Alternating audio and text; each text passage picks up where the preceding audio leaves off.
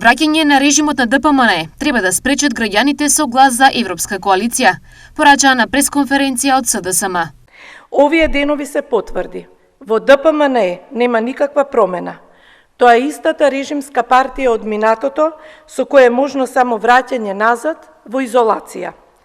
Нервозата во Белата палата се манифестира со брутално апсење новинари и обид за замолчување и заплашување, исто како во мрачното време на режимот и ВМРО-МВР.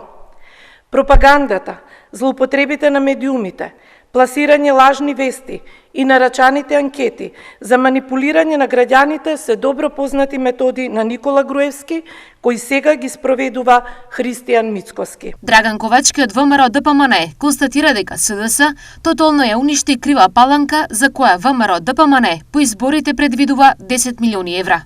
Промените доаѓаат и во Крива Паланка. Од она што го слушнав, општината е презадолжена. Презадолжено е јавното комунално предпријатие, презадолжен е и ученичкиот дом Бороменков. Значи, кадрите на СДСМ тотално ја упропастија Крива Паланка. Меѓутоа, тоа ќе се промени на 24 април и на 8 мај. Граѓаните треба масовно да излезат и да дадат подршка за Гордана Силјановска-Давкова и за ВМРО ДПМН. Зошто? Затоа што во Крива Паланка, без разлика што тука има градоначалник од СДСМ, ние ќе инвестираме 10 милиони евра само во еден мандат. Значи 10 милиони евра за нова инфраструктура, за нов подостојствен живот за граѓаните на Крива Паланка.